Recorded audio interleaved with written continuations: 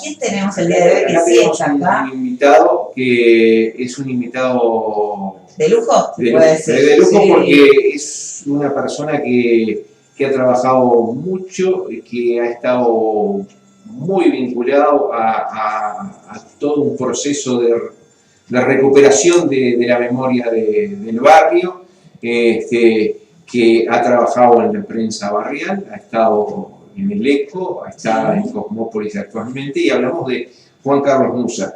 Juan Carlos, ¿cómo andás, Juan Carlos? A ver, ¿cómo es esto de tu afición tan fuerte con la historia y con la historia del cerro, fundamentalmente, ¿no? Sí, ando muy bien y agradezco los conceptos que ha brindado sobre mí. Y mi vinculación con la historia es una pasión que llevo desde muy joven.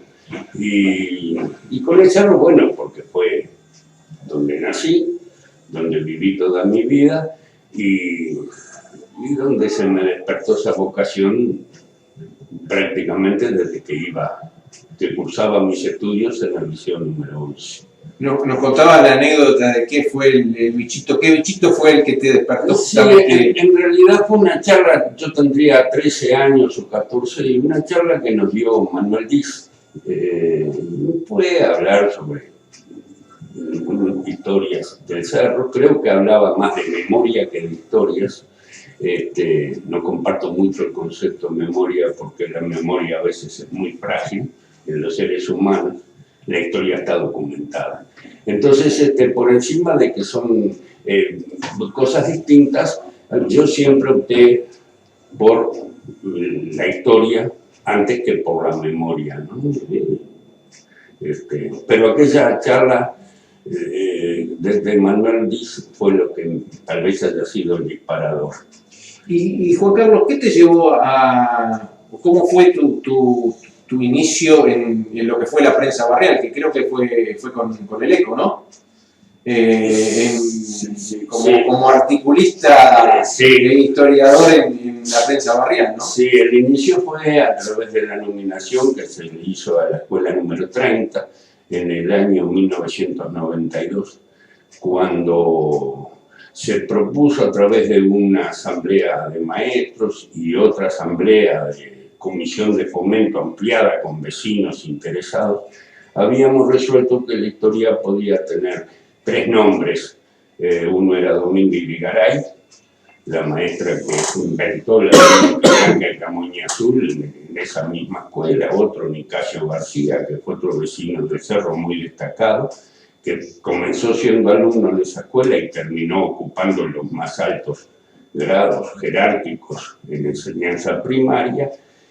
Y finalmente triunfó tanto en la asamblea de docentes como en la asamblea de padres y vecinos el nombre de República de Chipre, que se le puso en aquella oportunidad, donde el gobierno chipriota iba a donar computadoras, que eran toda una novedad en aquel momento. Pero hubo una gestión parlamentaria realizada por un diputado que fue un proceso paralelo al que estábamos haciendo nosotros en la escuela, por la que se resolvió que la escuela llevara el nombre de Antonio Dionisio de Lucich. Que además generó polémica, ¿no? Sí, Yo me acuerdo en ese momento generó mucha polémica el nombre que se eligió, ¿no? Y sí, porque sin perjuicio de que fue una persona muy identificada con el Partido Nacional y con otras zonas del país, lo cual nosotros no desconocemos, en el cerro hubo un grupo de gente reducido, entre los cuales estaba yo, que nos opusimos férreamente a aquello, generándose conflictos importantes. Sí, yo me acuerdo que hubo toda una polémica, ¿no? Además, una situación bastante ridícula, ¿no? Porque donde hubo una participación de vecinos, padres, docentes, eligiendo el nombre y después de arriba en el Parlamento le ponen el nombre que quieren. Sí, Es realmente sí, una tomadura de pelo a la gente, ¿no? sí, fue muy doloroso. En lo personal fue muy doloroso. Y tengo también, soy plena conciencia de que otros vecinos también se sintieron muy mal por esa decisión parlamentaria. Juan Carlos, y a partir de este inicio en el ECO, o sea, se da a partir de un artículo, ¿no? ¿Cómo es? Sí, porque yo justamente le solicito a quien era director en aquel momento, Elder Silva, publicar un artículo referente a este tema, a la nominación de la escuela. Fue un artículo muy duro, y el director en aquel momento me dijo si estaba dispuesto a participar en la página, y le dije que sí, que no había ningún problema. Y comencé con una pequeña columna que se llamaba Curiosidades del Cerro, en la que empecé a hablar diversos hechos históricos ocurridos en la villa. Y bueno, y ahí también me fui teniendo mis lectores. Y eso fue en el ECO, ¿no? Y Sí. después se da una transición tuya del ECO porque antes que cierre el ECO, vos ya estabas en Cosmópolis, ¿no? Sí. Se da una transición. Claro, porque había dos mentalidades distintas entre los dos medios de prensa. Y llegó un momento que yo me sentí incómodo en el ECO. Y también, de una forma similar, el director de Cosmópolis me ofreció la posibilidad de que me integrara. Y como lo vi un medio más plural, más identificado con la zona y con los vecinos de la zona, me sentí muy cómodo trabajando en el equipo de Cosmópolis. Y bueno, lo del ECO fue un pequeño periodo de muy pocos años, y en Cosmópolis ya llevo más de 20 años. 20 años. Sí, Cosmópolis ya tiene 23 años, vamos para cumplir 24. Y yo no digo que no soy de los fundadores de Cosmópolis, pero sí integro. Sí, hay otros compañeros que estuvieron antes que yo, pero y también le agradezco en ese sentido y todas las posibilidades que me brinda su director, que fue siempre el director, Rubén Esquerra.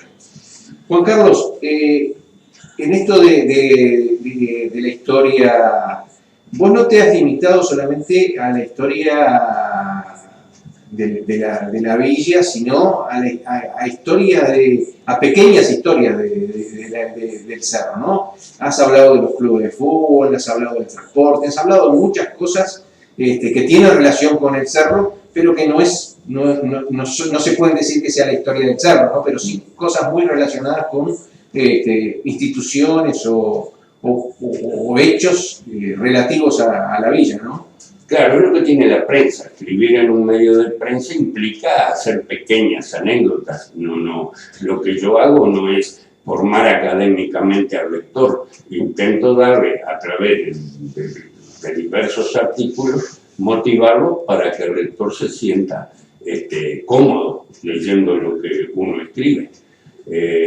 Pero no solo me he limitado a la Villa del Cerro, también he incursionado en una agenda Montevideo que edité en La República en el año 1998. Estuve vinculado a Caras y Caretas durante 6 o 7 años, también escribiendo así pequeñas secciones históricas. Y no sé si tú recuerdas que también tuve mi programa en Radio La Cotorra, que se llamaba Nuestra Patria Grande, que me dedicaba a analizar temas latinoamericanos, ¿no? Porque entendía que, bueno, lo del cerro lo hacía a través de Cosmópolis, y este medio me podía ofrecer la posibilidad de hablar de cosas más generales, continentales. Todo estos trabajos que vienes realizando en cuanto a historias e historia, significa que vos tenés que estar de continuo refrescándote, ¿no? Leyendo, buscando información. ¿Te lleva tiempo eso? Ahora estás jubilado, así que... Me llevó, te puedo decir que casi más de la mitad de mi vida. Tuve la fortuna de que mis trabajos siempre han sido liberales, no he tenido que cumplir horarios y disponía de mucho tiempo libre que yo empleaba para recurrir al Archivo General de la Nación, a la Biblioteca Nacional, a la Biblioteca del Palacio Legislativo, digamos, distintos medios. Me fui nutriendo, siempre me gustó sacar apuntes, escribir, archivar documentos, que ahora no los encuentro. Después los pierdo, no me cuesta más encontrar. Tanta información que después me cuesta mucho ubicar las cosas, ya las neuronas no funcionan como unos años antes. Juan Carlos, y todo este trabajo que realizas, ¿pensás sistematizarlo en algún momento? Porque realmente la producción tuya ha sido importante, ¿no? Durante todos estos años has tenido una producción muy rica, ¿no? Diría yo. ¿Hay posibilidades de que en algún momento todo esto se sistematice? Y siempre, sí, esa posibilidad existe. Sí, no es que yo lo diga, así como me lo decís tú, mucha gente me ha dicho lo mismo. Y siempre existe esa posibilidad. El problema son los apoyos. El problema es personalmente no puedo y Cosmópolis creo que tampoco, porque tú te referís, por ejemplo, a editar un libro. Sí, con todo ese bagaje de información, ¿no? Y el Cerro económicamente tiene sus techos financieros, es decir, Cosmópolis es un medio de prensa artesanal, no creo que se pueda pensar en eso por el momento. Se necesitaría otro tipo de apoyos, pero esos son difíciles de lograr. Sí, sí. Y más cuando uno tiene determinados criterios para manifestarse. Sí, las limitaciones económicas generalmente son para todos, ¿no? Y además tendría que haber alguien realmente que lo sintiera, ¿no? O sea, sería una empresa que sintiera el tema como propio y que pudiera apoyar esa iniciativa, ¿no? Sí, pero las limitaciones económicas son para todos, sí, pero no para todos. No, por supuesto. Para todos, eso es importante de destacarlo, porque hay gente que logra hacer cosas mucho más importantes de las que hago yo, con menos contenido de lo que yo aporto.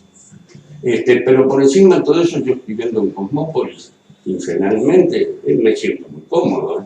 No, además, bueno, queda el registro en papel, o sea, no son palabras tiradas al viento, sino que queda un registro histórico que en última instancia para quienes generaciones futuras pueden recurrir a ese registro en papel.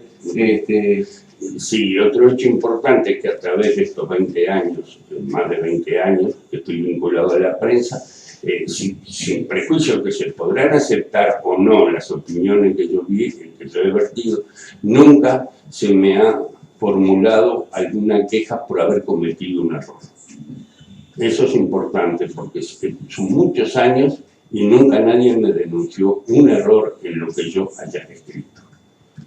Juan Carlos, te invitamos al segundo bloque, ¿te parece? Con muchísimo gusto, estoy muy cómodo acá.